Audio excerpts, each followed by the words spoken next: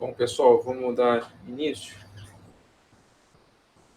Eu ainda não mandei a lista de exercícios, mas eu vou mandar hoje, depois que a gente terminar a aula.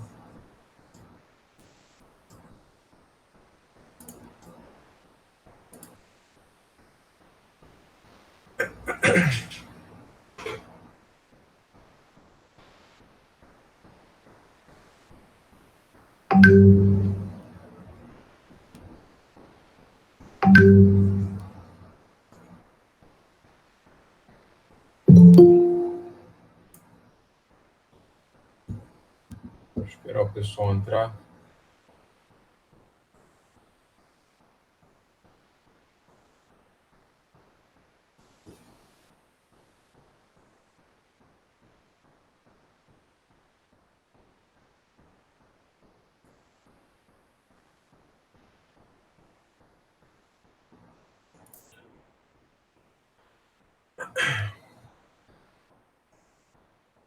Bom, só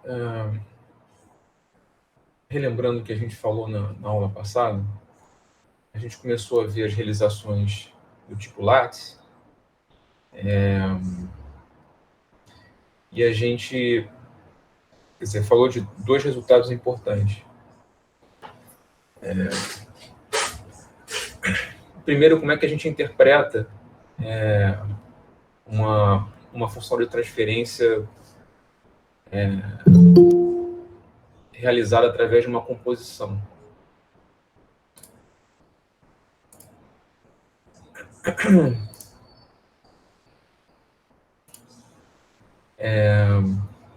E, assim, teve dois resultados principais que a gente chegou à conclusão, né? Primeiro é que se a gente utiliza, né, como função base, como função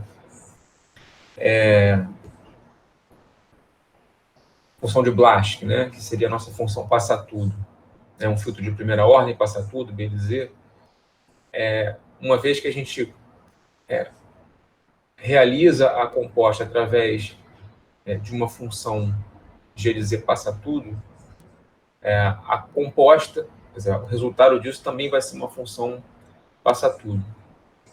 Né? A interpretação disso era uma conexão, né, através da rede, da seção de Lattes, uma conexão de uma carga G de Z, né, através dessa seção de primeira ordem passa tudo, né, gerando uma função de transferência com uma ordem aumentada, enxergada entre os pontos de entrada X e R. Quer dizer, a função de transferência vista daqui para cá, deixa eu desenhar aqui, né? Daqui para cá, né, seria uma função de transferência aumentada dada pela composta de G com a função de Blaschke, que seria dado pela realização entreliça empontilhada. E uma das conclusões foi que se a função G era passa tudo, a composição era passa tudo também. A gente seguiu mais ou menos ali, né, a prova que está naquele texto, né, eu tentei dar uma resumida nos passos principais aqui em português mesmo, né, nos slides. E essa foi a primeira conclusão principal que a gente chegou. Depois, a gente falou de funções contráteis, né? E a outra conclusão que a gente chegou foi que se a carga é contrátil, a composta também vai ser contrátil, né? Lembrando que uma função contrátil, né, é aquela que G de Z, né, que a gente chamou de G de Z, é uma função causal estável, né, e tal que módulo de G, né, menor do que 1 para todo módulo de Z maior que 1. Esse foi o segundo resultado que a gente tinha chegado ali. Eu não sei se a gente chegou a falar de um exemplinho, mas para exemplificar funções contráteis, né? Vamos mais para frente, a gente fala do exemplo.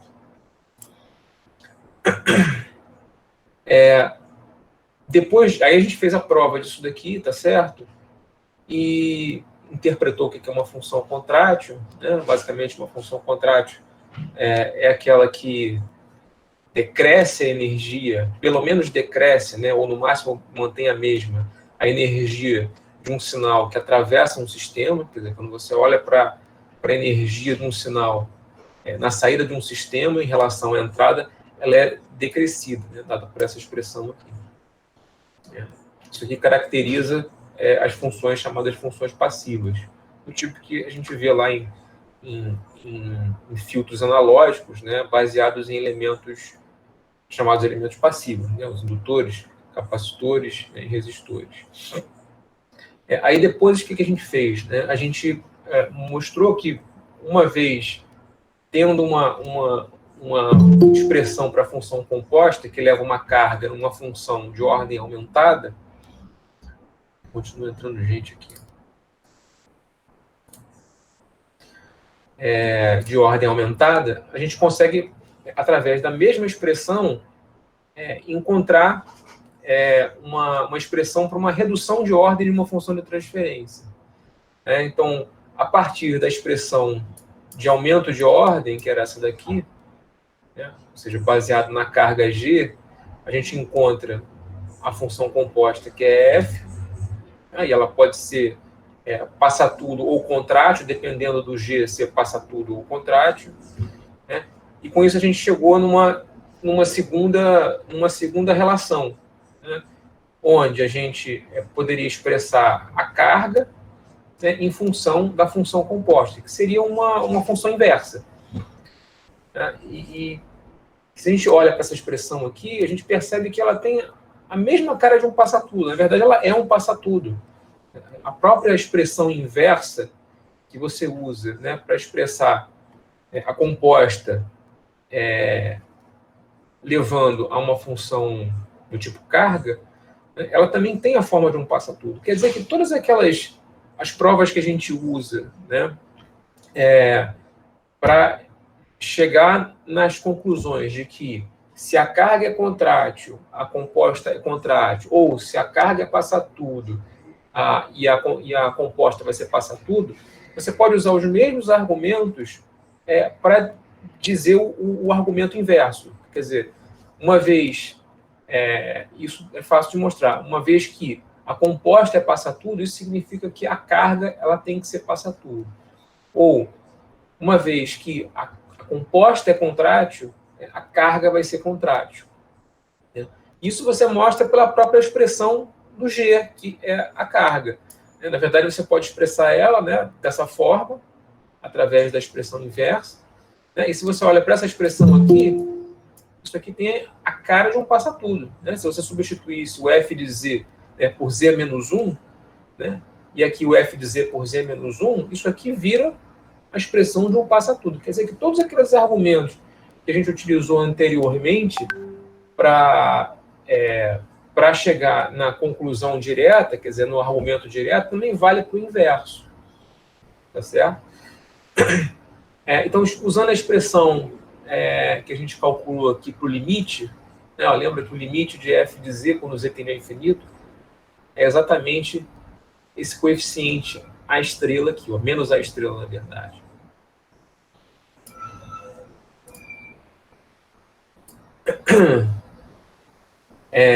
A gente pode expressar, então, a inversa dessa forma. Olha, g de z, 1 sobre z, f de z, menos f infinito no lugar do a. Né? Então, no lugar do a estrela, eu vou colocar menos f infinito. 1 menos, no lugar do a, eu vou colocar menos f estrela de infinito, f de z. Aí eu tenho uma expressão reversa. Tá? E aí, o que ele vai fazer? Né? Os próximos slides aqui, ó, como os argumentos eles são os mesmos, né, que ele utiliza para chegar na conclusão direta sobre ser ou não all pass, né, e contrário, eu vou pular a prova, né, e se vocês quiserem seguir no livro, né, e aí vale a pena você seguir passo a passo a prova, só para se convencer, né, de que no final os argumentos vão ser os mesmos, ele vai utilizar os mesmos argumentos, com exceção de alguns detalhezinhos, a gente vai passar pela prova e continuar através, né, a partir do resultado final. Então, só para resumir aqui, né, o que ele fez? Através dessa expressão aqui, o que ele falou? Que a partir de uma composta, vendo aqui f de z, eu consigo expressar a relação de transferência entre E e S, que corresponde à carga. Quer dizer, quando você coloca o valor de F no lugar do que seria a carga, né, usando a expressão composta, né, que seria isso daqui, a gente consegue expressar uma relação entre E e S, que seria o valor da carga. Né? Quer dizer, os papéis são reversos agora, é basicamente isso.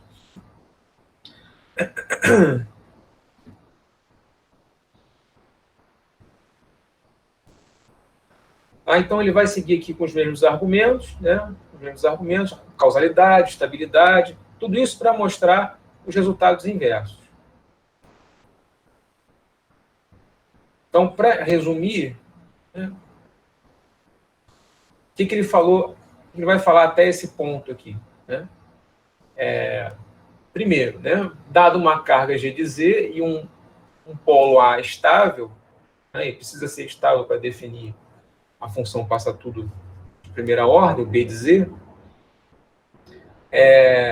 eu defino o passa tudo de primeira ordem, defino a função composta, que vai ser B composto com G, e os resultados são esses, né, da aula passada. Se F é racional, causal, estável, passa tudo, é porque G de Z é racional, causal, estável e passa tudo. E, além disso, você consegue calcular o coeficiente, a estrela, em função da própria função composta no infinito. O outro resultado é que F é racional, causal, estável e contrátil. Se isso a C, o G é racional, causal, estável e contrátil. Além disso, você também consegue calcular aquele coeficiente através da composta calculada em Z igual a infinito. Tá? E aí você tem o resultado reverso. Como é que você calcula o resultado reverso? Simplesmente invertendo aquela expressão. Tá? Então você consegue recuperar, né, através dessa expressão primeira aqui, você inverter, né, essa expressão calculando o G em função do F, né, você tem essa expressão aqui. Aqui faltou, eu não sei se eu mandei o slide certo para vocês, mas aqui tem um -1 aqui, Z é -1. Eu acho que eu já mandei o slide corrigido para vocês. Então tem alguns errinhos aqui nesse slide que eu vi, eu estou tentando corrigir ao longo das aulas.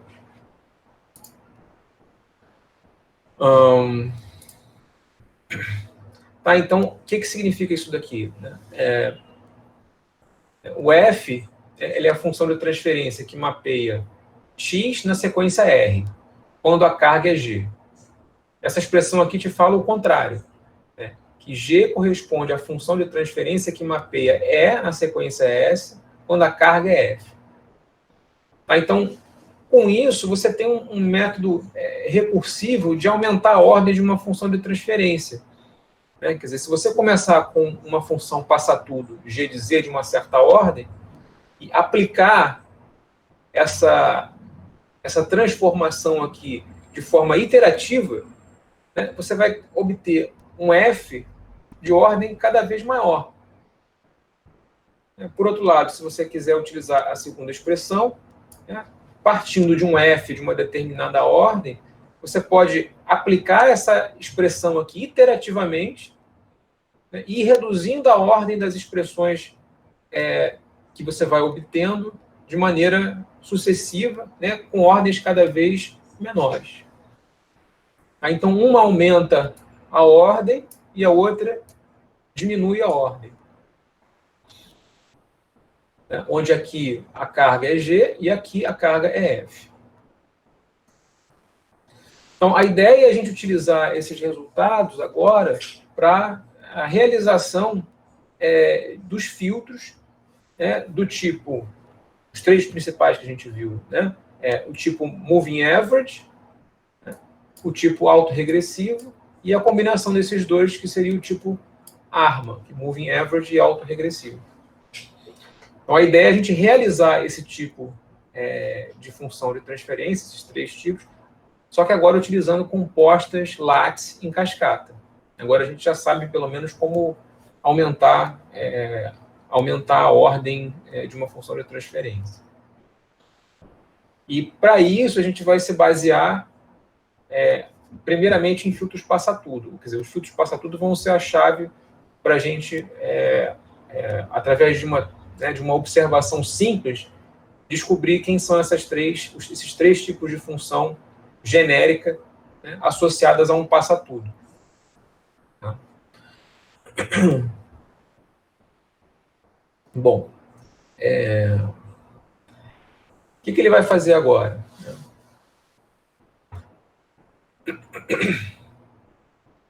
Essa anotação hashtag, eu acho que a gente já tinha falado na aula passada, né, é uma anotação conhecida. Né? O que significa essa anotação hashtag? Significa você pegar um polinômio A de Z, substituir o argumento dele por 1 sobre Z estrela.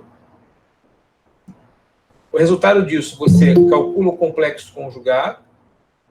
Né? E como você substituiu alguma coisa aqui que tem um Z inverso, o polinômio que você obteve vai ser um polinômio não causal. Então, por isso, você multiplica aqui por Z elevado a menos N.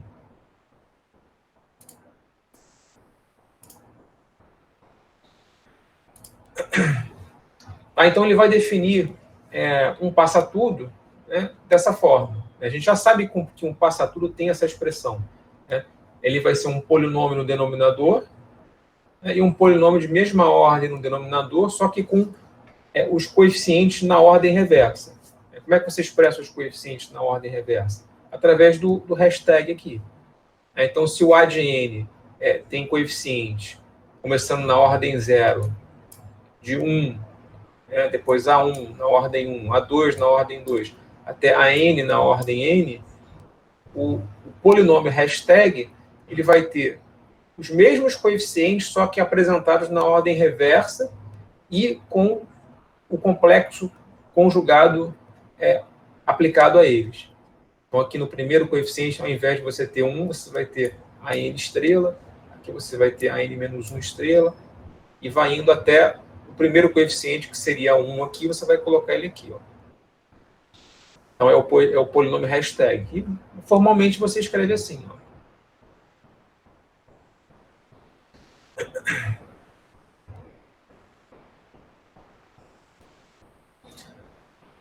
Nota o seguinte, né? Esse fator de fase aqui, né, ele não vai alterar na definição do passa-tudo. Né? Você pode pegar esse fator de fase aqui e pegar metade dele, incorporar a esse polinômio, e metade dele incorporar a esse polinômio. Então, você pode fazer assim, olha.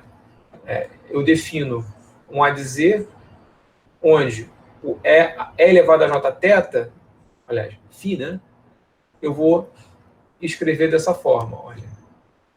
Como E elevado a J φ sobre 2 em cima, dividido por E elevado a J menos φ sobre 2 embaixo.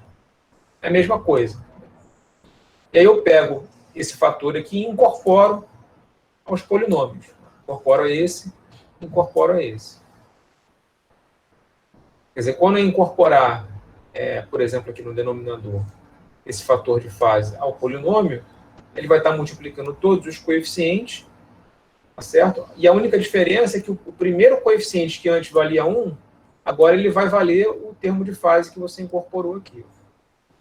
Essa é a única diferença. Tá? Onde agora o coeficiente normalizado, eu estou chamando de A0 barra, e todos os coeficientes aqui, eu estou colocando uma barrinha, né, para dizer que eu normalizei os coeficientes através desse fator. Ou eu posso simplesmente agora renomear esses fatores, esses coeficientes, chamar de novo de A, né, lembrando que o primeiro coeficiente não vale 1, mas vale um fator de fase que eu incorporei ali. Então, sem perda de generalidade, eu posso assumir que o fator de fase é igual a 1. Não vai fazer diferença. No final, eu sei como relacionar o polinômio normalizado com o polinômio desnormalizado. Então vamos assumir isso daqui, que esse termo aqui ele vale 1.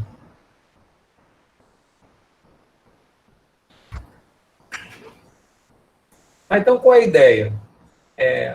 Através da recursão reversa, ou seja, aquela que vai diminuir a ordem de um polinômio, eu posso criar uma regra geral, recursiva, que vai me aumentar, na verdade, diminuir a ordem de uma função de transferência. Então, o que seria isso? Lembrando, a gente estava antes utilizando, no lugar aqui desse K, a gente estava utilizando aqui o valor do próprio polo da função de transferência passa tudo de primeira ordem, que a gente estava chamando de A. Aqui, a partir desse slide aqui, no texto, ele vai começar a mudar um pouco essa notação. Se a gente voltar lá para a expressão da inversa, olha aqui, ó, a expressão da inversa é isso daqui, ó, f de z, menos f de infinito, onde esse f de infinito aqui é menos a estrela. Então, agora ele vai chamar o menos a estrela de k. Ele vai mudar essa notação aqui. Isso é só por uma questão de comodidade. Tá? E também para fazer jus a uma notação que já é universalmente utilizada nos livros, onde esse coeficiente aqui, que a gente sabe o que significa ele em termos dos polos de um passa-tudo, ele tem um outro nome. Então ele vai substituir o A estrela por K. Então aqui nessa figura aqui, vamos supor que eu tenha um passa-tudo com polo em A estrela, melhor, com polo em A. Então aqui no lugar do A estrela eu vou ter o K0 aqui, ó. Eu só mudei o nome, mas esse cara aqui continua sendo o S de infinito, ó, tá vendo? O K0 é o S de infinito. Aqui a gente tinha definido o K0, cadê ele? Aqui, ó, como menos a estrela. Então, menos a estrela agora, para a gente, vai ser K0.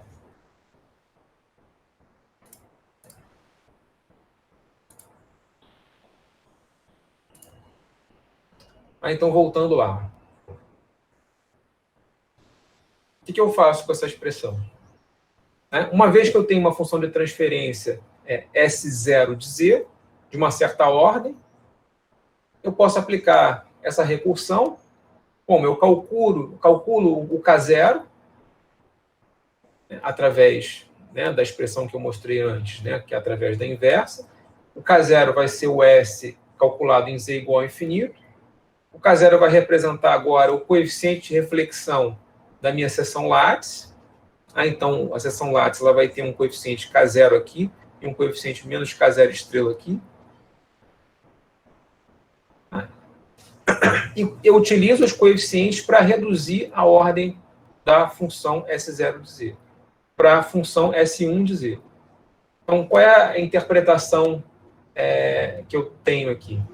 O S1 de Z é uma carga de ordem reduzida em relação à função de transferência S0 de Z. Quer dizer, o que eu vejo daqui para cá, de X para R de M, ou se eu quiser utilizar essa figurinha aqui, a impedância, se eu quiser pensar assim, a impedância que eu vejo entre esses dois terminais aqui é S0 de Z.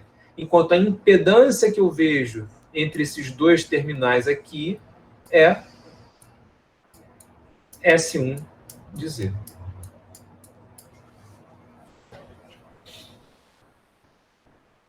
E eu posso fazer isso de forma iterativa. Eu posso repetir esse procedimento de forma iterativa até que eu tenha gerado toda a minha função de transferência S de N. O que eu quero dizer com isso? Que se esse cara aqui tem uma certa ordem, na hora que eu estou aplicando recursivamente esse procedimento, eu estou gerando funções de transferência, eu estou observando daqui para cá, de ordem cada vez menor. Travando aqui a minha figura. até o ponto em que, quando eu chegar no meu último terminal, eu vou estar vendo o quê? Uma função de transferência unitária. Daqui para cá, o que eu vejo é 1.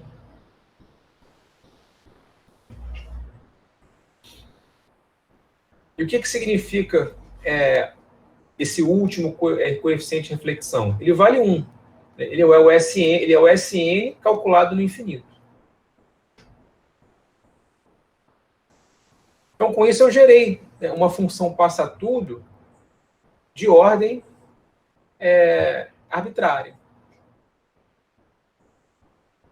Então, no final desse procedimento, eu vou ter obtido S1, S2, S3, até o Sn.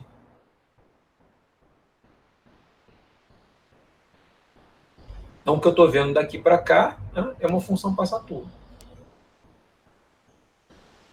Então, essa sequência de números que você encontrou são os chamados coeficientes de reflexão da sua treliça. Tá? Quais são as propriedades desses coeficientes de reflexão? Lembrando que esses coeficientes de reflexão, eles são, os Ks são a notação dos polos do passa-tudo, dos polos dos passa-tudos.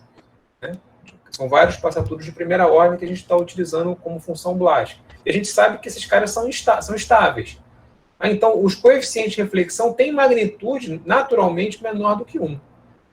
Exceto o último coeficiente que vai valer 1. Esse cara daqui. Que vai representar, na verdade, a própria função de transferência de ordem n, que vai ser, na verdade, a ordem 0, né? Já que eu reduzi esse cara aqui de uma ordem alta para uma ordem 0. Então, o último coeficiente, o k de n, ele vai ter magnitude igual a 1. Tá? Então, com isso, eu consigo caracterizar funções racionais do tipo passa-tudo, né, através de coeficientes de reflexão. Então, o resultado geral, né, o resumo da ópera.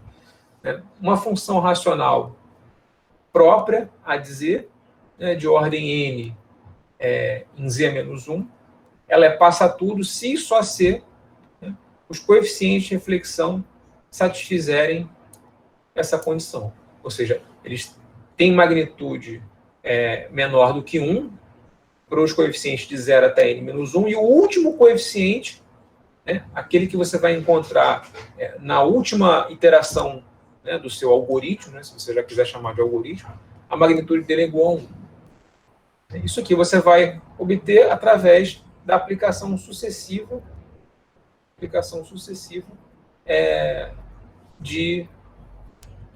da recursão reversa. Então, você vai começar com um K de I, que vai ser o SI de infinito. Vai calcular através do K de I a função reversa, baseado no S de I e no K de I que você acabou de calcular. E com isso você vai ter disponível para você a função de transferência de ordem reduzida.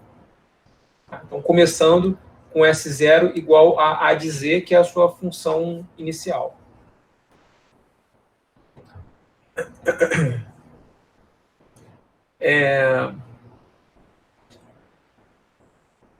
Então, por exemplo, supondo que você tenha uma função, um filtro passa-tudo do tipo A de Z, tá? Então seria um passa-tudo de ordem 3, tá certo? Ele é dado para você. Ele é do tipo um escalar, que é elevado a jπ sobre 4, vezes uma função, que é um polinômio, no denominador, e o mesmo polinômio reverso no numerador. Então, aqui eu começo com 1, menos meio z-1, mais 1/4 z-2, até menos 1/8. E aqui eu faço o reverso. O primeiro coeficiente é o menos 1/8, está aqui. Depois o segundo é esse cara, e por aí vai, na ordem reversa. Então, eu quero realizar esse negócio aqui através de uma rede Lattice. Então, eu começo com S0 igual ao A de Z. Calculo o K0. O K0 é o S0 de infinito. Então, vou fazer Z igual a infinito nesse polinômio aqui. Vou substituir Z igual a infinito. Se eu multiplicar em cima e embaixo por Z ao cubo, fica tudo em função, né, da variável Z e não de Z inverso.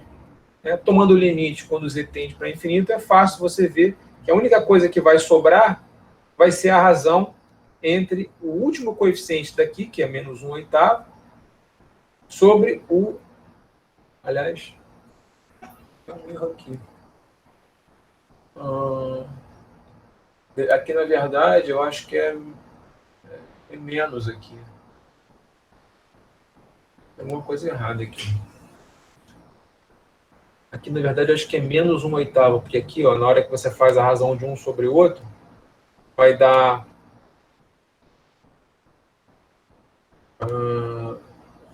menos 1/8 sobre 1. Menos 1/8 sobre 1, que daria menos 1/8. Então, aqui acho que tem um erro, tá, pessoal? Aqui é menos 1/8. Esse coeficiente aqui está multiplicando todos os coeficientes, né, desse polinômio, tá certo? No caso aqui do numerador. Tá? Então, ele vai aparecer multiplicando 1/8 aqui, por isso aparece aqui com o K0.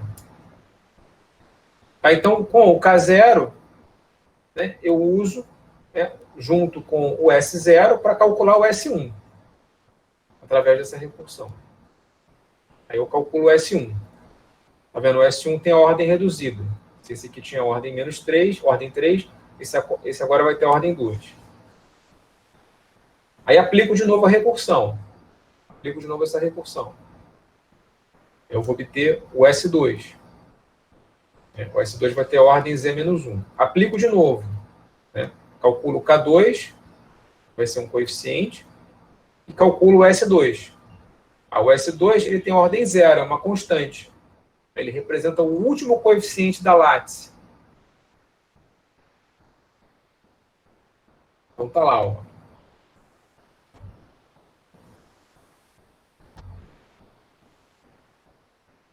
Então, recursivamente foi isso que eu fiz, ó. Eu calculei os coeficientes de reflexão e o último coeficiente tá lá, ó, é elevado a j π sobre 4, tá aqui, ó.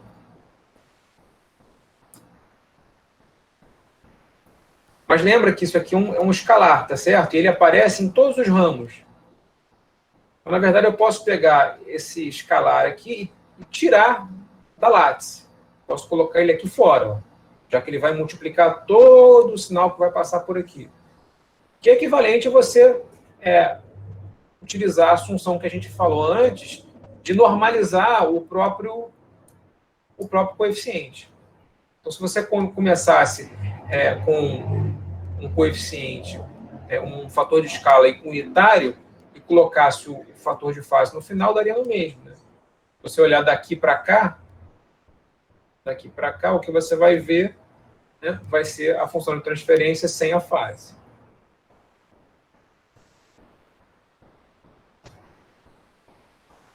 Então, a gente realizou um passa-tudo através de seções como a gente queria, né? Seções modulares. Né? Quer dizer, para eu reduzir a ordem de uma função de transferência, tudo que eu faço é acrescentar um módulo, né, uma seção à seção anterior que eu tinha de ordem elevada.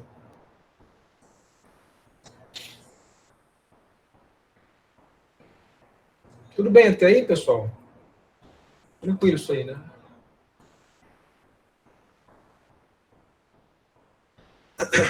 Essa característica, né, da rede lattice, que é herdada, na verdade, da estabilidade do filtro passa-tudo de primeira ordem, em outras palavras, o fato de que esses coeficientes de reflexão são coeficientes em magnitude menor que 1, eles te dão, né, uma luz, né, para tentar fazer uma outra coisa importante, né, que é realizar, que é verificar se as raízes de um polinômio são estáveis. Tá? Essa, na verdade, é uma das coisas que você pode utilizar, né, como resultado da recursão lattice, da recursão de ordem.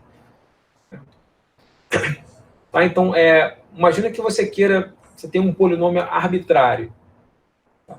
E você quer saber se as raízes desse polinômio estão dentro do círculo unitário. Isso é um critério, na verdade, de estabilidade. Né? Se você quer saber se uma função de transferência é estável, né, uma função de transferência causal, né, é estável, o que você tem que fazer? Você tem que olhar para as raízes do polinômio, né, característico e ver se são raízes estáveis. É isso que caracterizava a estabilidade de um sistema causal, né, na transformada. Então, a gente pode utilizar isso, né, para o nosso benefício. Como é que a gente faz isso? Primeira coisa, vamos lembrar que uma função passa tudo, ela tem essa forma. A dizer vai ser um polinômio embaixo sobre o polinômio reverso em cima. E ela satisfaz aquela condição de normalização. Quer dizer, na verdade, isso aqui vai implicar nisso daqui.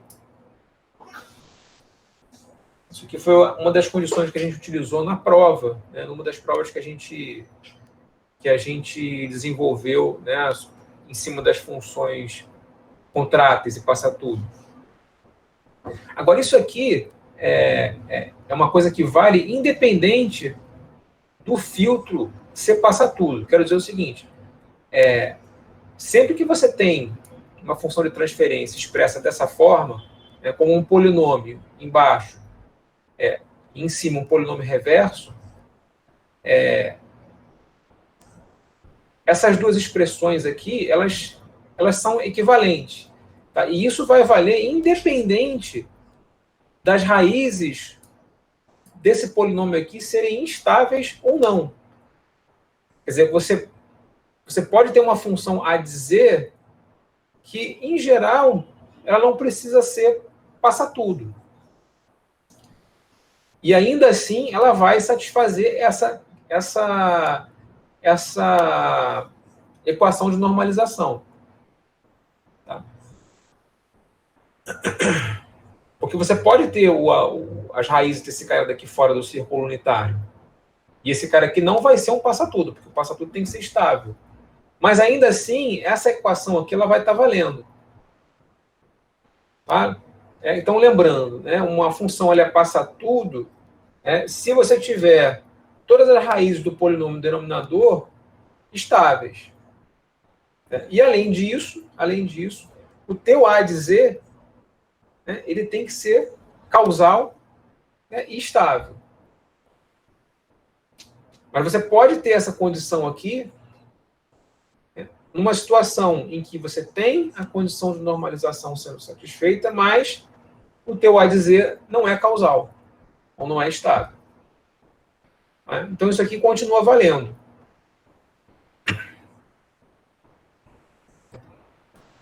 Então a ideia é que a gente pode utilizar agora a recursão de aumento de ordem, de diminuição de ordem, para checar se as raízes de um polinômio são estáveis ou não. Isso é chamado teste de estabilidade. Fala. Ali faltou uma estrela, né? Faltou. Foi bom. Faltou aqui, ó. Não consigo fazer esses slides certinhos. Né? Faltou uma estrela aqui, tá, pessoal? Não esquece de colocar. Tá, então, esse teste de estabilidade é chamado teste de estabilidade de Shurkin. Tá? Qual é a ideia? Sejam os coeficientes K, né, de reflexão, que vão resultar da aplicação da recursão de redução de ordem, que é a recursão que a gente já viu. Essa daqui. Então, o polinômio AN vai ter todas as raízes dentro do círculo unitário se só ser, em magnitude, esses coeficientes de reflexão forem menores do que 1, exceto pelo último. É óbvio, tá certo? Uma vez que esses caras aqui, eles têm como interpretação os coeficientes, aliás, os polos das seções de primeira ordem do passa-tudo,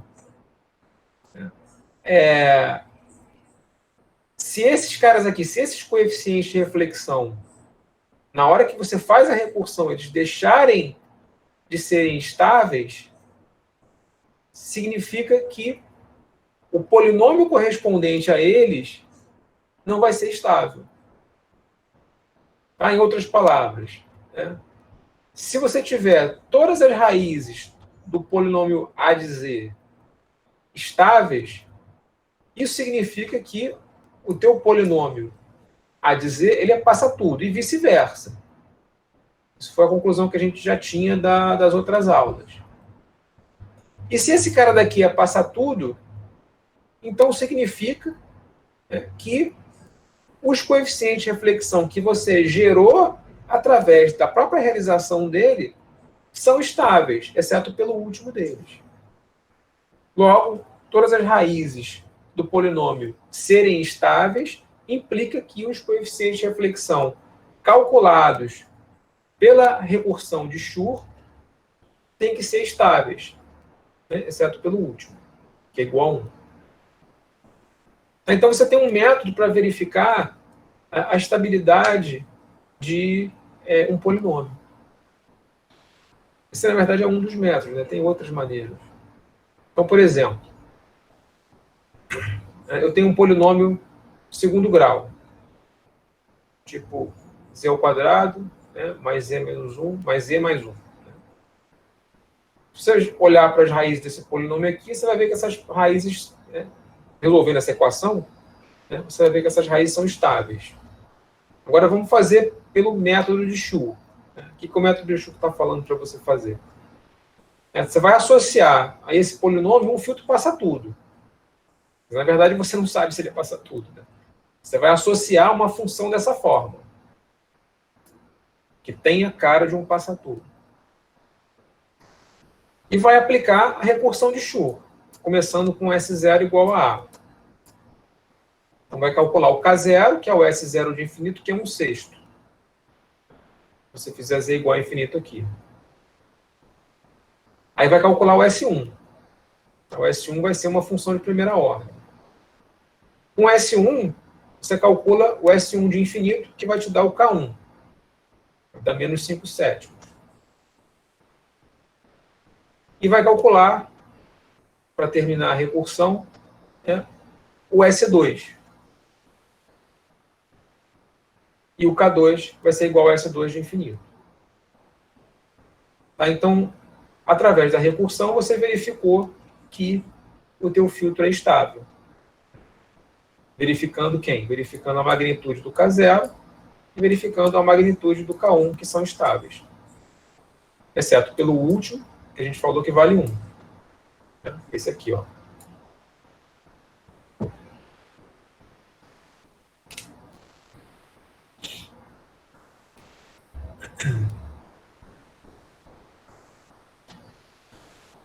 O que acontece? Esse algoritmo, que é chamado algoritmo de Schur, ele é um caso especial que pode ser utilizado não só para iteração de funções de passa-tudo, mas de uma forma mais geral para funções do tipo contráteis que a gente viu anteriormente. Lembrando, o que é uma função contrátil? É aquela que satisfaz a magnitude C menor do que 1 para todo módulo de Z maior que 1. Eu não sei se a gente tinha visto um exemplo lá naquele texto sobre as funções contráteis. Então, tem um exemplo, que é o exemplo 32.5, que acho que a gente não falou na aula passada, mas a gente pode passar por ele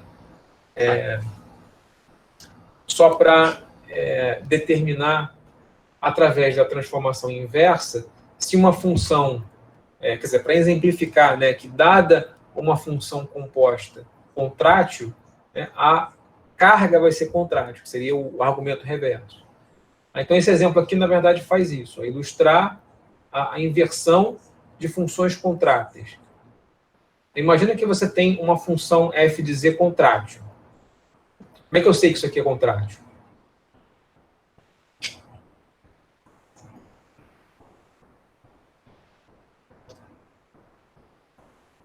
Né? Se eu olhar para esse termo aqui, ó, isso aqui é um passa-tudo, concorda? É a forma de um passa-tudo. Quer dizer que a magnitude disso daqui é igual a 1. Mas a magnitude da função vai ser o quê? A magnitude disso daqui, que é 1 vezes o meio. Tá? Então, a magnitude de f de z é menor do que 1. Né? Porque a magnitude vai ser meio. Então, estou falando que a magnitude de f de z é menor que 1. Então, realmente é uma função contrátil.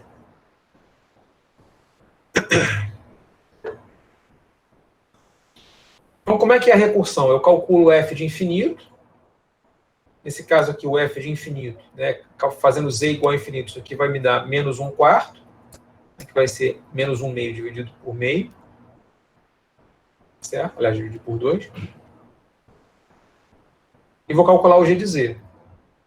Então vai ser 1 sobre z menos 1. Aqui está o f de z, aqui está o f de infinito. 1 mais f de infinito, f de z. Aí o g de z, ó, o que deu? 1 sobre 5 meios menos z menos 1. Se você calcular a magnitude disso daqui, você consegue provar que isso daqui é menor que 1.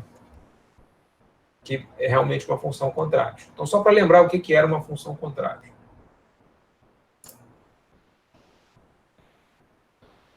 Então, a ideia é você utilizar a recursão, né, para gerar funções contráteis. Quer dizer, começando com uma função S0 contrátil, eu posso gerar uma sequência de funções contráteis a partir da recursão de Schur. Tá? Então, começando com S0, eu posso gerar o S1, e eu já sei que, se o S0 é contrátil, o S1 também vai ser contrátil.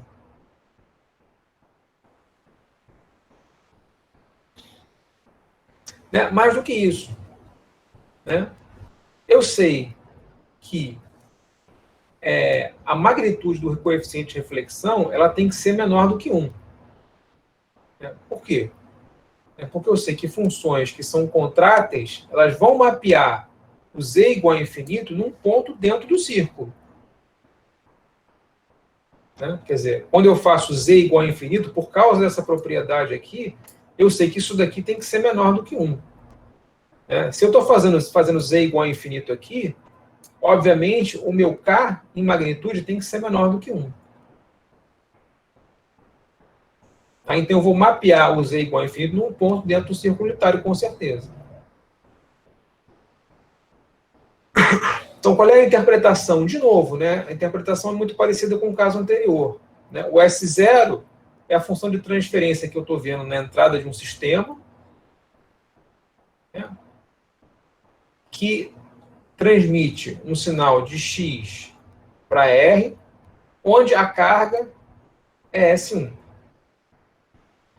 Então, a gente fala que a função contrátil S0 é realizada pela composição de uma carga contrátil S1 com a seção látice que a gente já tinha estabelecido antes, que tem um coeficiente de reflexão K0.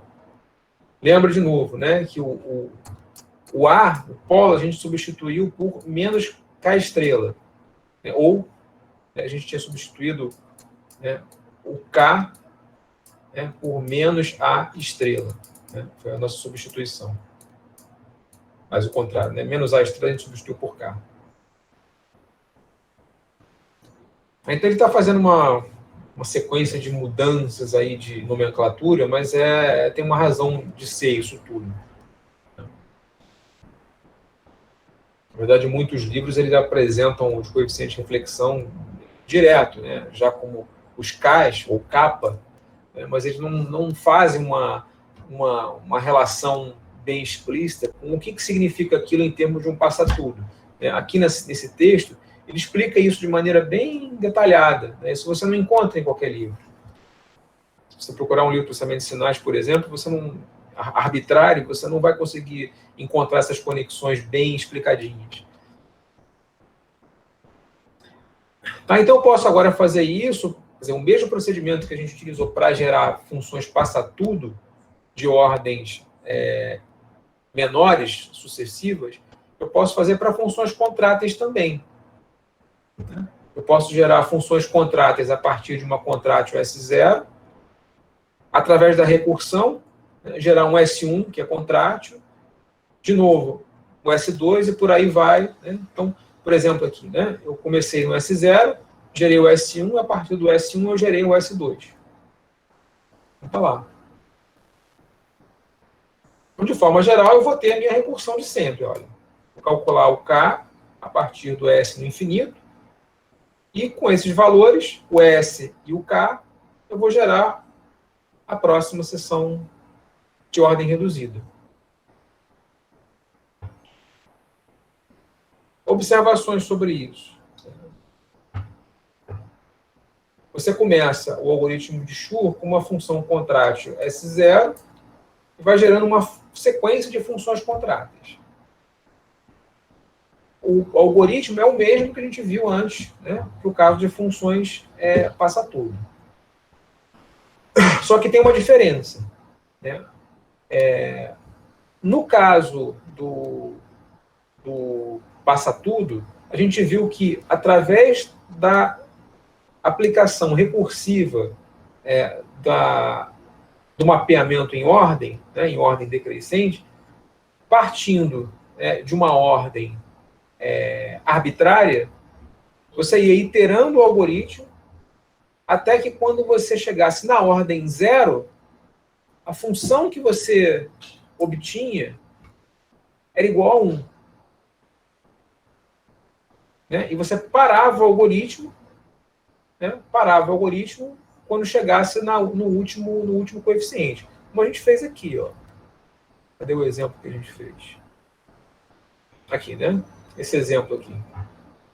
A gente começou numa função passa-tudo, aplicou recursivamente o algoritmo e chegou num último coeficiente que era uma constante igual a 1.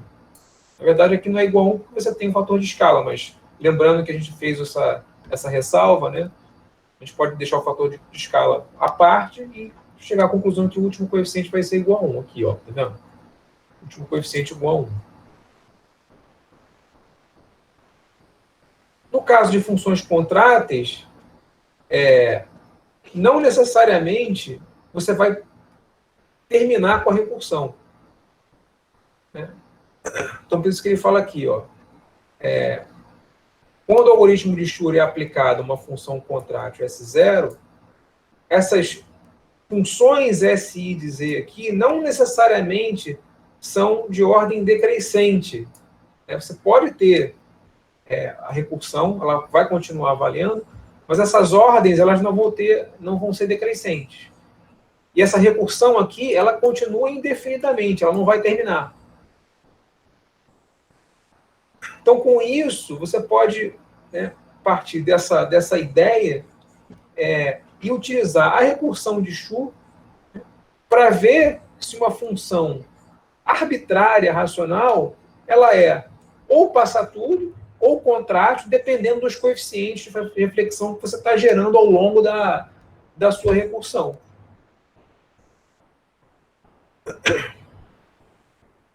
Então, espera aí, que eu acho que tem um exemplo aqui. Olha aqui, o exemplo 32.8, para quem já está com o texto aí. Então, vamos usar a recursão de Schur. O que ele está falando aqui? Vamos usar a recursão de Schur para verificar se uma função de transferência, no caso essa que ela deu aqui, h de z igual a um polinômio de segunda ordem sobre um polinômio de segunda ordem, para verificar se essa função de transferência é contrátil ou não. O que você vai fazer? Você vai começar com o S0, que é o próprio H de Z, e vai aplicar a recursão. Então, você vai calcular o K0, deu 1/4. Então, o S1 vai ser SZ menos 1 sobre 2. Aí vai aplicar de novo a recursão. Vai calcular o K1. O K1 dá 0. S2 vai ser meio. K2 vai ser meio. Se você continuar essa recursão aqui, você vai encontrar... Aliás, tem um outro erro aqui. Aqui, ó, no texto, eu já corrigi na minha transparência, mas vocês corrijam na transparência de vocês. Aqui não é maior ou igual, aqui é maior, tá? Maior do que 2, o KL. Tá, então, o que ele fez aqui? Ele aplicou a recursão, né, várias vezes e chegou à conclusão que depois de L maior do que 2 e I maior ou igual a 2, né, os coeficientes de reflexão e as funções são todas zeradas. E até esse momento, né, você viu que a magnitude dos K's, né, até aqui, é menor do que 1. Então, realmente, o H de Z é uma função contrátil. Com isso, você verificou que é uma função contrátil. Quer dizer, um outro critério aí que a gente utiliza. Tá, então, resumindo, uma função racional S0 é contrátil, né, se isso a ser, todos os coeficientes de reflexão satisfazem, né, a condição de estabilidade para I maior ou igual a 0. Nota que aqui eu não tenho aquela condição, né, do módulo de K, né, de N ser igual a 1. Por quê? Porque não tem mais K de N aqui. A recursão ela continua indefinidamente, até que você tire uma conclusão a partir dos coeficientes de reflexão. Tá? Então, a prova disso é essa sequência de, né, lógica aqui que ele coloca. Né? O S0 é contrátil se só se o S1 é contrátil e o módulo de K é menor que 1. Se só se S2 é contrátil, o módulo de K menor que 1 e o módulo de K0 menor que 1. E por aí vai.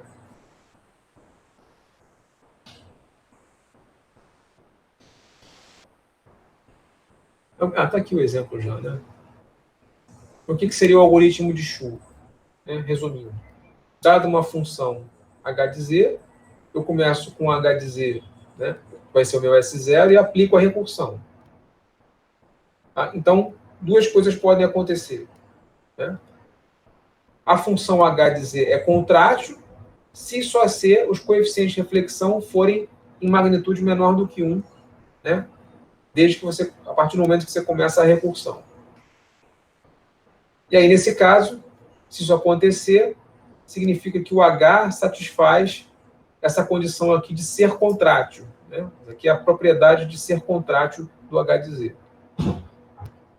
Ou, né, eu posso ter uma outra situação. Né? O H de Z ele passa tudo, né? Se só ser os coeficientes de reflexão forem em magnitude menor que 1, e o último tem que ser igual a 1.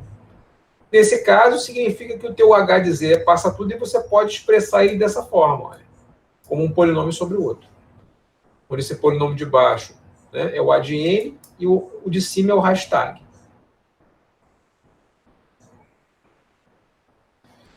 Pessoal, me dá 3 minutos que eu já estou voltando. Enquanto isso, vocês podem tomar uma água aí.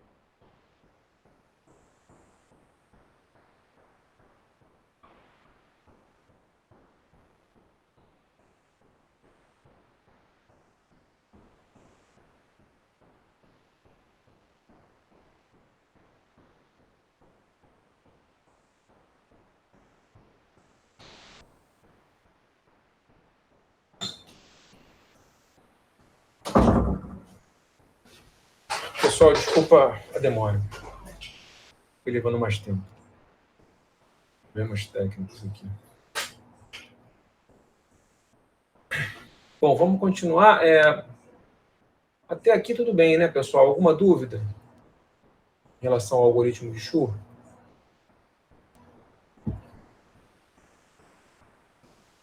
Acho que não, professor. Tá. Então, aqui o exemplo que a gente tinha feito, né? Aqui eu até corrigi aqui, tá vendo na transparência? Então, é dada a função contrátil. A gente vai aplicar o algoritmo. Vai calcular os Ks ao longo do tempo. Ó, iterativamente eu calculo os Ks. Vou calculando as recursões de ordem cada vez menores. Né? Lembrando que esse índice aqui, tá vendo, pessoal? Ele não está dizendo que você está... Só para deixar claro, né? Esse índice aqui não quer dizer que você está aumentando a ordem, quer dizer que você está diminuindo a ordem, na verdade. Esse índice aqui... O índice está aumentando, mas ele não representa a ordem da função de transferência. Nesse ponto aqui, é I maior que 2, não maior ou igual a 2. Bom,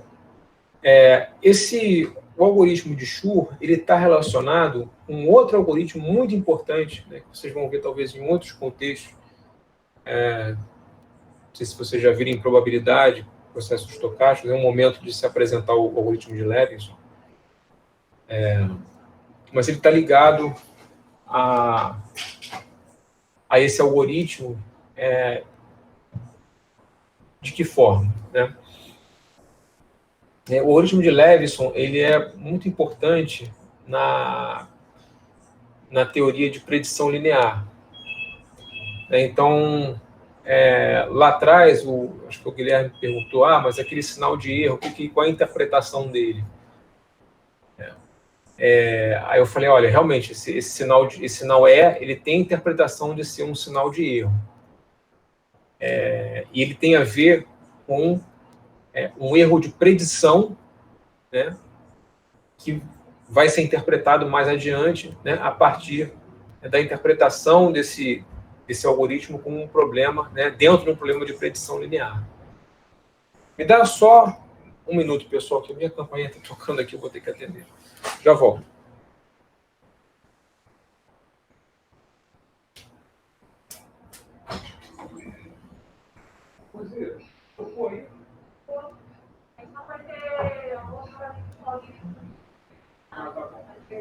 Obrigado.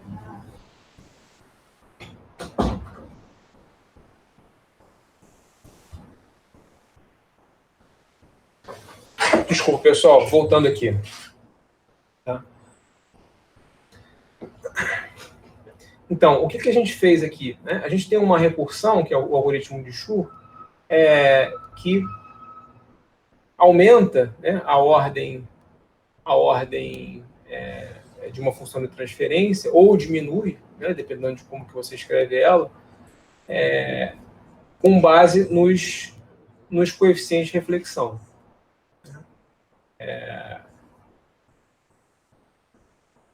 Uma outra maneira de você expressar essa relação de recursão é através dos coeficientes dos polinômios que definem a função de transferência, os S's que você tá iterando. Então, por exemplo, você pode escrever uma função, né, que você está interessado em aumentar ou diminuir a ordem, de forma geral assim, como um polinômio passa-tudo, né, supondo que ele seja um passa-tudo, né, como um polinômio sobre o outro, né, onde o de baixo vai ter essa forma. Olha, eu estou chamando esse cara daqui, agora, antes eu não tinha expresso de maneira explícita a ordem dos polinômios. Tá? Então, se o A tem uma ordem n, significa que ele vai ser definido por dois polinômios, numerador e denominador, né, de ordem n. Então, eu posso ser mais explícito e escrever para os coeficientes de cada um desses polinômios a ordem do polinômio que eles estão definindo. Então, o AN de Z, por exemplo, né, ele vai ter coeficientes que vão de 1 até AN, e agora eu estou colocando aqui mais um índice, né, para especificar que eu estou falando da ordem do polinômio N. Então, quer dizer, para cada ordem de polinômio, né, eu vou ter uma sequência de coeficientes. Então, por isso que eu preciso especificar, quer dizer, de qual ordem eu estou falando, tá certo? Então, uma vez que eu tenho definido o AN de Z, imediatamente eu tenho o AN hashtag de Z. Seria esses coeficientes aqui, tá certo? Na ordem reversa. Essa é a minha definição do hashtag de Z.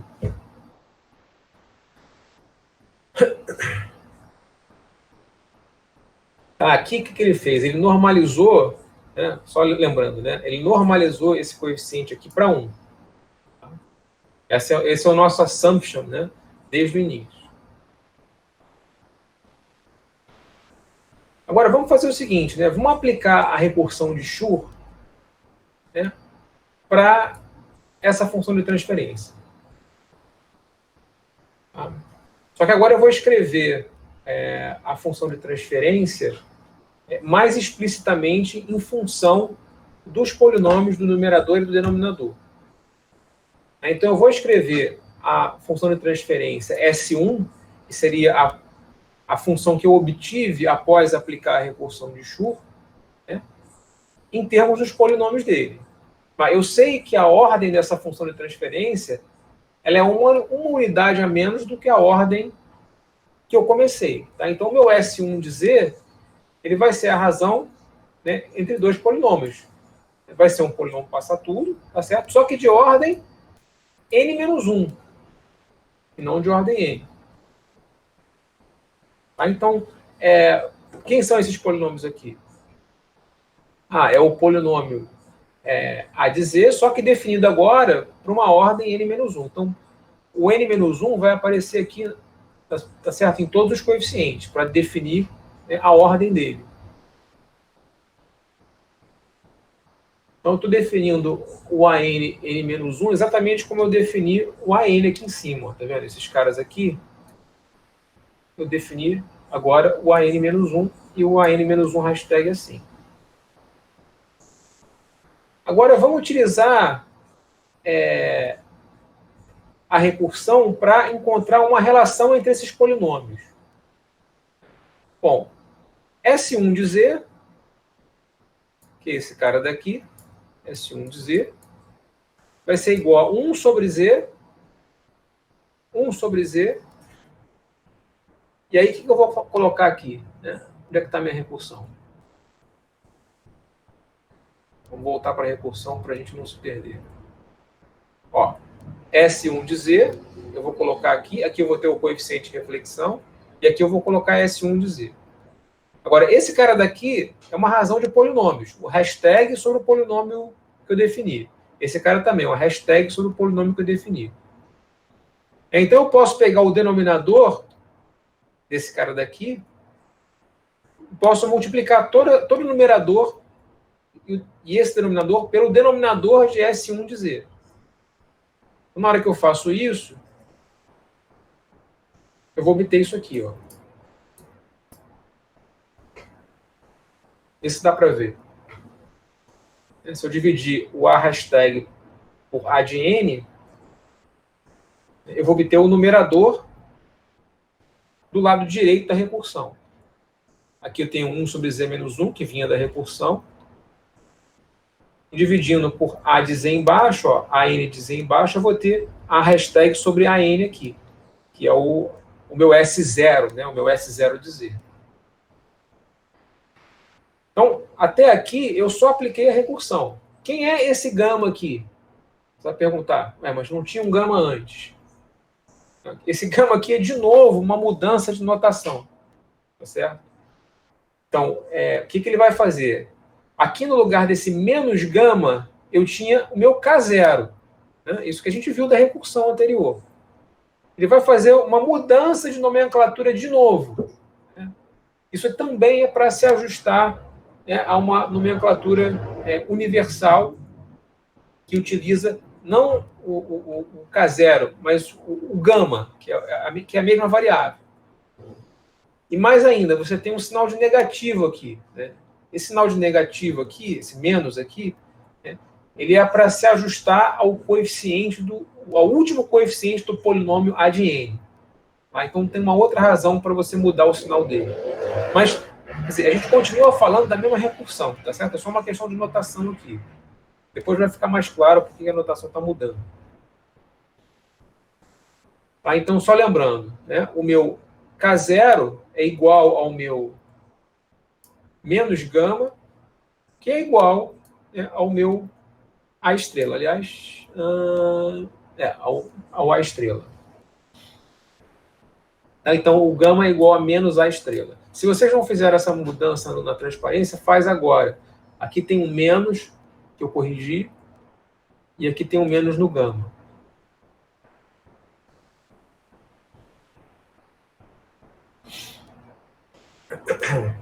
Bom, agora nota o seguinte.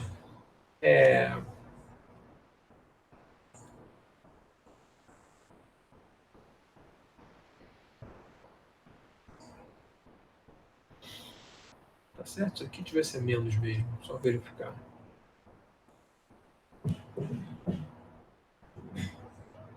Tá certo. Então, agora o que eu tenho? Eu tenho uma relação entre os polinômios, né? Nota que eu estou criando uma relação entre os polinômios de ordem reduzida e os polinômios de ordem aumentada. Quer dizer, o polinômio original que eu comecei.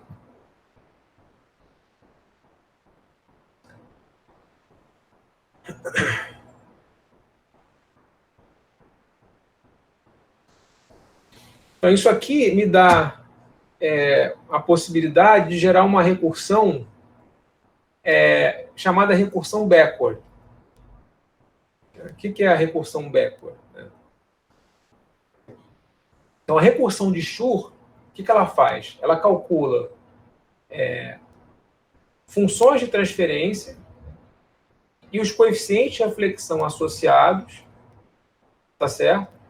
Que vão tendo ordens reduzidas, né, ao longo das iterações. O que a gente fez até agora, no slide anterior, né, foi escrever a mesma recursão, só que em função dos polinômios que definem essas funções de transferência.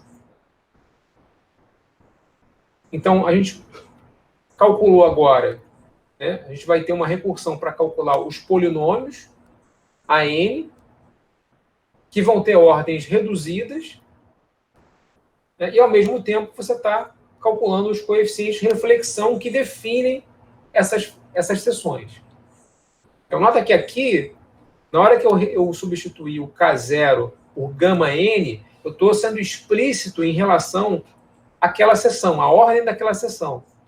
Quer dizer, esse gama N aqui significa que o meu K original, o meu K inicial, ele está se referindo a uma ordem que é a maior de todas, que é aquela que eu comecei. Então, esse coeficiente gama aqui, né, se refere a isso.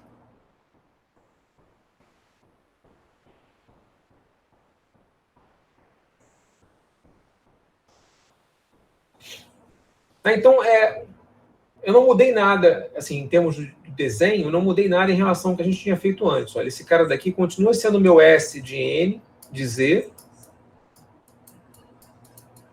que é um passa-tudo, e aqui continua sendo o Sn menos 1 de Z, que também é um passa-tudo, só que de ordem reduzida. A diferença é que aqui, agora eu fui mais explícito em relação a esses coeficientes. Que antes eu tinha chamado de K0, agora eu estou chamando de gama N. Eu estou me referindo à ordem dele mesmo. E ao invés de ele ser simplesmente K0, ele vai ser o menos gama de N. Então isso aqui vai valer para todas as seções. Isso aqui eu estou escrevendo para a seção, para a enésima seção, Mas se eu aplicar essa recursão aqui em cima dessa carga, eu vou de novo chegar a uma outra seção aqui, de Lattice. E por aí vai. Onde esses coeficientes aqui vão ser chamados agora de gama n-1, gama n-2, e por aí vai. A outra coisa que eu fiz aqui foi dar um nome a esses sinais aqui referentes à ordem dos sinais que estão entrando nessa seção aqui. Quer dizer, se essa seção aqui é de ordem n-1, eu estou chamando esse sinal que entra aqui de E de n-1. E o sinal que sai aqui eu estou chamando de R de n-1, para ficar, né, com a mesma notação desse sinal R aqui. Tá, então, eu não mudei nada em relação ao desenho anterior, só mudei a notação até esse ponto aqui. Não fiz nada de especial. Aliás, aqui tem um erro aqui, né? Agora que eu vi. Aqui não é gama de Z, não. Não tem isso aqui, tá certo? É gama só. É gama só.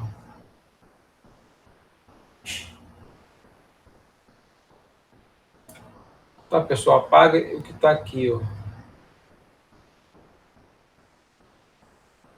Aqui é só gama. Na verdade...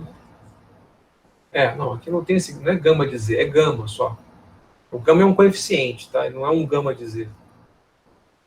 Tá? Então, corrija esse errinho que está aqui. Deixa eu ver se está na transparência, se no livro também está assim. Bom, no texto que vocês têm, não é para estar assim. Deixa eu ver. Texto de Leveson. Tá vendo? Está certo aqui. Aqui tá vendo? É o gama aqui, ó. A única diferença é que talvez no texto que vocês têm, o polinômio ele tem um A maiúsculo, não tenho certeza. Enquanto aqui na transparência, esse A aqui é minúsculo, tá certo? Eu não tenho certeza qual versão vocês têm, mas vai dar para entender o que é o que aqui, tá? Bom, agora nota o seguinte. Se eu olhar para esse numerador, né, o que é o numerador do lado direito? Seria isso daqui, né? Esse aqui é o numerador. A hashtag menos gama a n de z. Olha lá, hashtag menos gama a n de z. Por que está esse z aqui?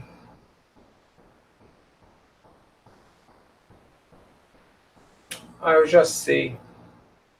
Não, desculpa, pessoal. Na verdade, ele tinha feito uma anotação. Na verdade, o gama, né, ele escreveu como um gama de z calculado no infinito. Então, na verdade, é o gama de z mesmo. Volta de novo aqui e coloca o z de volta aqui. Coloca o z de volta aqui. É porque eu achei que ele já tivesse expresso o gama de n como o gama no infinito, mas coloca de volta o infinito aqui. Estava certa essa expressão. Tá? Só para fazer essa verificação. Então, o que acontece? Uma coisa que dá para perceber é que esse numerador aqui, ele tem um zero em z igual a infinito. Se você fizer z igual a infinito nessa expressão, o que você vai ter? Você vai ter o a hashtag no infinito, menos gama do infinito, a no infinito. Tá certo? Mas o gama no infinito, pela definição dele, lembra que é aquela função calculada no infinito, né? Vai ser a hashtag no infinito sobre a no infinito. Se você cancelar agora esse cara daqui, esse cara com esse, isso aqui vai dar zero. Ou seja, na hora que você substituir o z por infinito, o teu polinômio do numerador, ele deu zero. Ou, em outras palavras, o polinômio do numerador tem um zero no infinito. Ou, em outras palavras, quer dizer que o polinômio do numerador tem um termo que é do tipo z a menos 1. embora você não veja explicitamente, né, através dessa expressão aqui, né, na hora que você verificou que em z igual a infinito, né, isso aqui deu zero, significa que ele tem um termo dessa forma, na forma de z menos 1. Então, se você olhar para o denominador, do lado direito, o denominador tem um termo em z menos 1. Quer dizer que esse termo em z menos 1 pode ser cancelado com o termo z menos 1 que aparece aqui em cima. Então, você pode reexpressar esses dois polinômios como novos polinômios que não têm esse fator de z menos 1. Eu posso cancelar esse fator. Como é que ele vai fazer isso? Então, ele vai expressar o denominador, esse aqui é o denominador. Depois que você cancelou o fator de z menos 1, ele vai expressar o denominador como P de n menos 1. Que seria isso daqui. Lembrando, o denominador tem essa forma, tem um z menos 1. Depois que você cancelou esse z menos 1 com o z menos 1 que tem aqui no numerador, sobrou só o quê? A n menos gama a hashtag. Olha lá, a n menos gama a hashtag. Isso aqui ele vai definir como P de n menos 1. Significa que o numerador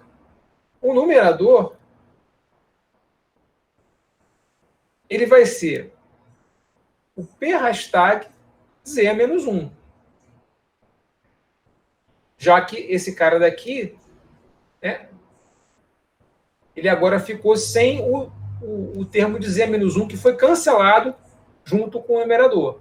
Quer dizer, o seu numerador ele escreveu dessa forma, onde você cancelou esse z menos 1 aqui com esse z menos 1 aqui.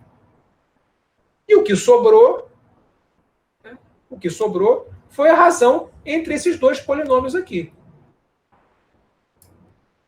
Que vai ser o que está do lado esquerdo, que vai ser o seu S1. A razão entre dois polinômios, de ordem reduzida.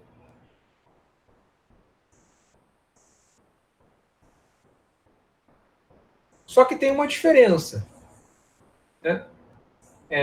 Se você olhar para o coeficiente do polinômio que a gente definiu em termos da variável a, no caso a n menos 1 de z, o primeiro coeficiente dele valia 1. Na hora que a gente chegou aqui, o primeiro coeficiente ele vale 1.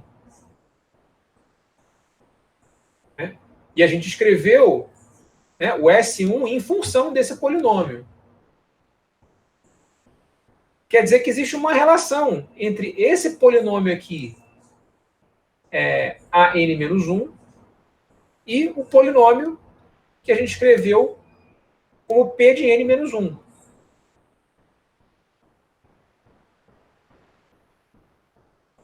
Então, se você perceber, olhar para o último coeficiente do polinômio P de n menos 1, olha aqui, o P de n menos 1 está aqui. O último coeficiente dele não vai ser unitário. Quem vai ser o último coeficiente dele? Vai ser o último coeficiente desse cara daqui, que vale 1, menos o último coeficiente desse termo aqui. O último coeficiente do hashtag, ele vale gama. Gama vezes gama estrela dá módulo de gama ao quadrado. Então, o último coeficiente desse polinômio aqui é 1 menos módulo de gama ao quadrado. Que é isso aqui. Então, a diferença entre o polinômio P e o polinômio A é um escalar. Quer dizer que se eu escalar esses polinômios aqui, de 1 sobre 1 menos módulo de gama ao quadrado, eu vou ter uma relação entre os polinômios A's de ordens sucessivas. Quer dizer, eu vou pegar o P hashtag e o P de n-1 e dividir por 1 menos módulo de gama ao quadrado. Ah, mas eu sei que o polinômio resultante vai ser o A de n-1. E, por conseguinte, embaixo eu vou ter, né, dada essa relação aqui, eu vou ter aqui embaixo o Z-1 A hashtag.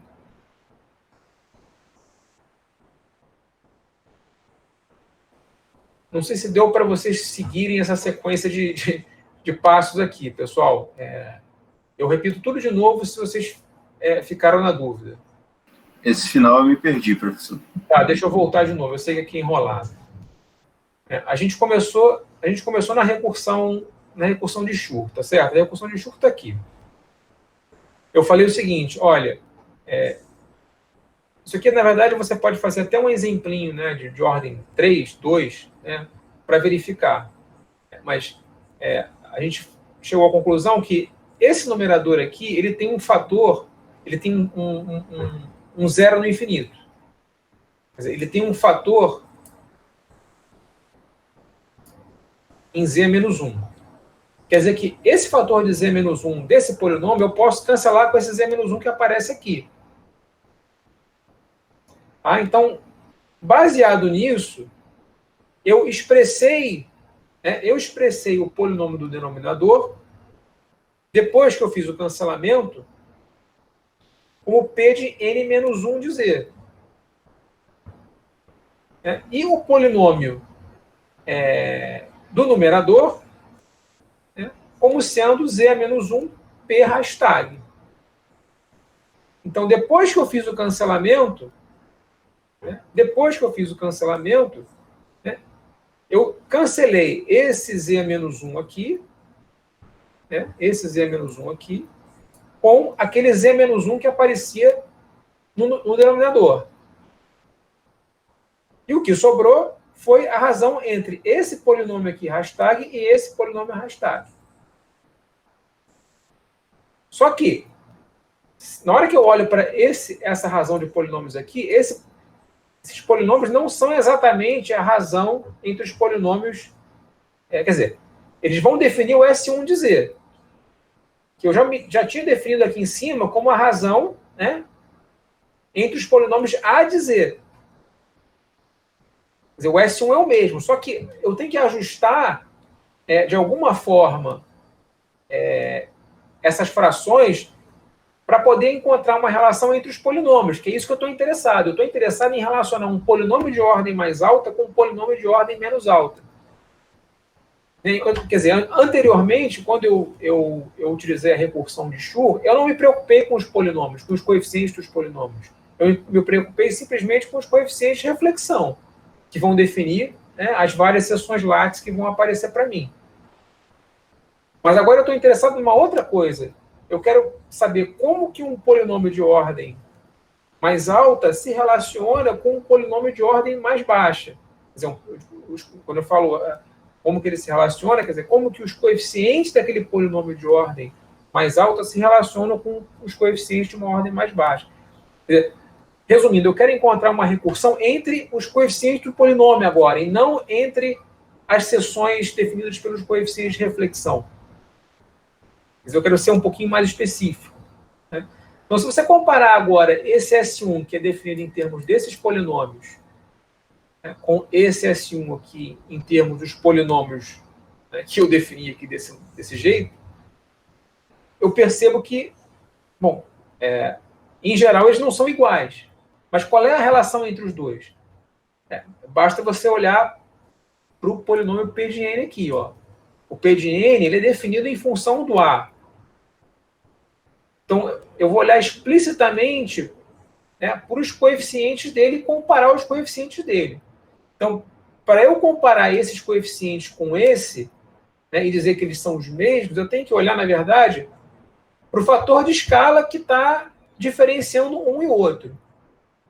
Então, o último coeficiente do polinômio A, já tinha definido como sendo sempre igual à unidade. Então, o A hashtag, né, na hora que eu inverto a ordem desse polinômio, o A hashtag vai ter como último coeficiente o gama de n. Né? Vamos voltar lá. Aqui, tá vendo? Ó? O último coeficiente, que seria o A estrela, vai ser gama de n. Eu sei que a anotação é um pouco enrolada, né? Mas assim, essa é uma parte que talvez seja a mais enrolada do curso. Depois não vai, nada mais vai ser tão enrolado quanto isso. Tá? Depois fica mais tranquilo. Mas se você olhar, o último coeficiente do polinômio hashtag vai ser o gama. Então quer dizer que esse cara aqui tem como último coeficiente o gama. Na hora que eu multiplico o gama estrela por gama, dá módulo de gama ao quadrado. Então o último coeficiente desse polinômio todo aqui é 1 menos módulo de gama ao quadrado. Quer dizer, o polinômio P de n menos 1, que define o S1, tem como último coeficiente 1 menos módulo de gama ao quadrado. Ora, para eu igualar o polinômio P de n ao A de n, o que eu tenho que fazer, né, para achar uma relação entre um e outro, é dividir esse polinômio inteiro por 1 menos gama de n ao quadrado. Então, se eu dividir todo esse polinômio por 1 menos módulo, 1 menos gama de n ao quadrado, eu vou encontrar o meu A de n menos 1. E a mesma coisa eu vou fazer com o polinômio de cima. Eu vou dividir por 1 menos gama de n ao quadrado. E com isso eu vou encontrar... Né, aqui, eu vou dividir esses dois termos aqui, né, por 1 menos gama de n ao quadrado. Eu vou dividir esses dois termos à esquerda por 1 menos gama de n ao quadrado. Mas como esses caras aqui definem o S de 1, e o S de 1 é definido pelos A's, olha aqui, ó, eu consigo encontrar uma relação entre o fator, a recursão, né, de ordem reduzida, em termos do P, e em termos do A. Isso aqui é uma coisa que vocês vão ter que ler de novo para digerir, tá certo, pessoal? Com um pouco mais de calma, talvez. Né? Mas a gente pode passar de novo por tudo isso aqui de novo. Não, né? Por mim, não tem problema. Então, agora eu vou ter uma recursão, olha, que vai relacionar os coeficientes do polinômio de ordem superior, de ordem n, com os coeficientes do polinômio de ordem n-1. Então, o nome dessa recursão é chamada recursão de Levinson, ou às vezes o pessoal chama de Levinson-Durbin, ou então Levinson-Durbin-Zego. Como é que eu posso escrever isso daqui? Isso aqui é um sisteminha, tá certo? Você separar o AN e o AN hashtag num vetorzinho, você pode escrever esse sisteminha dessa forma. Ó, 1 vezes gama n. Aliás, tá faltando o sinal aqui.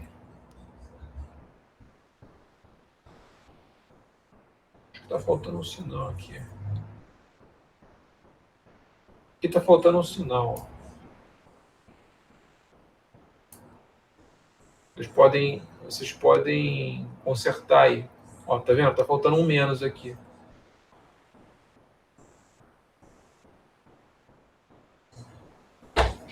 Aliás, não. Que coisa estranha. Eu acho que estava errado antes. Depois dá uma olhada, pessoal, no texto. Eu acho que estava errado. O problema desse sinal de menos que ele coloca toda hora é que dá problema, dá chabu. Tá vendo? Aqui, professor? Oi.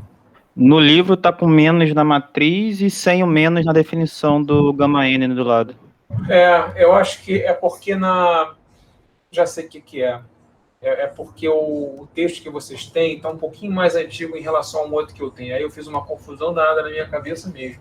Mas está tudo consistente. No texto de vocês e a transparência, tudo está consistente. Mesmo que você tenha o sinal trocado, ele está consistente com a transparência.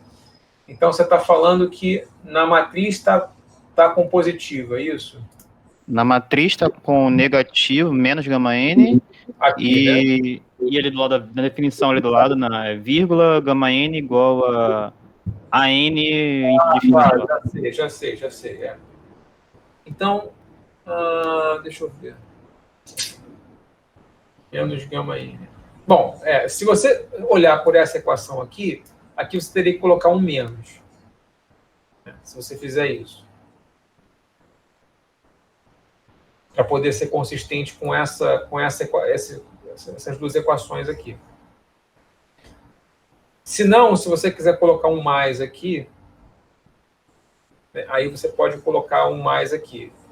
Isso vai depender do como o texto que vocês têm está escrito. Mas eu tenho quase certeza que está consistente dentro do documento que vocês têm. Então, segue o documento que vocês têm. A única coisa que vai mudar vai ser esse sinal daqui, tá vendo? Porque quer dizer, esse conjunto de equações aqui, né, é que vai derivar nesse cara daqui.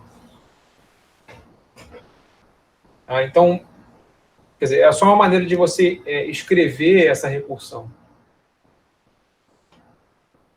O que ele está falando aqui? Né? Que se você começar com um polinômio de ordem zero, através da recursão de Levinson, você vai iterar várias vezes, tá certo? Iterar várias vezes, começando com um polinômio de ordem elevada, né? E chegando no final a um polinômio a zero igual a 1. Quer dizer, isso aqui ele está fazendo para o caso de uma função passa tudo, né? Aqui, tá vendo? Ele começou com uma função passa tudo racional.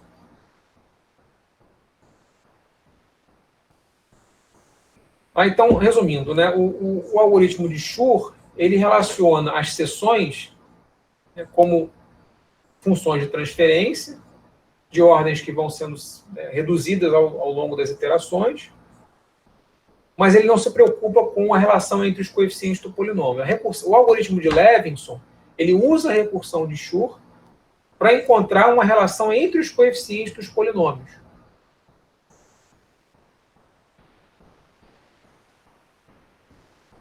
Basicamente foi isso que a gente fez. Então, por exemplo, aqui, né, ele quer gerar polinômios de Levinson, né, então, essas várias ordens de polinômios são chamadas de polinômios de Levinson. Então, eu quero gerar polinômios de Levinson com coeficientes de reflexão, né, associados a eles, né, que vão resultar da aplicação do algoritmo a um polinômio dessa forma. Então, a primeira coisa que eu faço é escrever o polinômio reverso. Partindo desse polinômio, eu escrevo o polinômio Rastag. É só você inverter os coeficientes a ordem dos coeficientes desse polinômio aqui. E aplico a recursão. Vou aplicar a recursão. Agora, que recursão que eu vou aplicar? Essa daqui. Aí eu vou encontrar lá o gama, corresponde ao Rastag. Eu botei aqui um menos, né? Ó, de acordo com a transparência, eu coloquei um menos aqui para corrigir. Que seria o A3 de infinito, tá vendo? Com Z igual a infinito, isso aqui sobra, né, menos 1 sobre 8. Então aqui tem que ter, né, menos 1 sobre 8. Aliás, não. Menos A vai dar 1 sobre 8. Desculpa, tá certo. Vai dar 1 sobre 8. Depois, aí com isso eu calculo o A2, né? E calculo o A2 Rastag. Depois eu calculo o gama 2, calculo o A1 Rastag. Até o último passo, que vai me dar polinômios de ordem zero, o A0 e o A0 Rastag.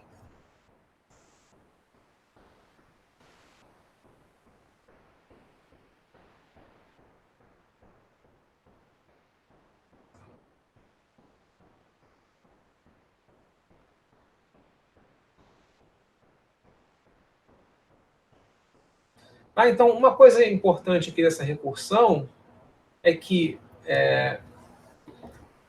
eu tenho como calcular os coeficientes, os polinômios de ordem menor, porque eu tenho, em um determinado instante, os polinômios de ordem maior, aquele que eu comecei, e eu tenho como calcular esses coeficientes de reflexão através desses polinômios aqui. Quer dizer, esses polinômios aqui me dão os coeficientes de reflexão que eu preciso para calcular esses caras aqui. O que a gente vai ver na próxima aula, acho que a gente já pode parar por aqui, é o inverso. Eu estou interessado em calcular, uma vez que eu tenho polinômios de ordem mais baixa, eu quero saber como é que eu vou calcular esses polinômios de ordem mais alta. Eu quero aumentar a ordem.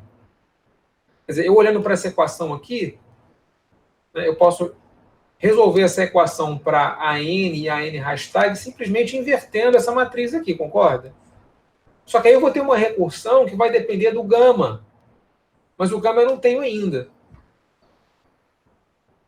Então, a dificuldade que a gente vai ter aqui é de obter uma recursão de aumento de ordem, onde a gente precisa calcular o gama, mas o gama precisa desses polinômios aqui. Aí a pergunta é, como é que você faz para resolver isso?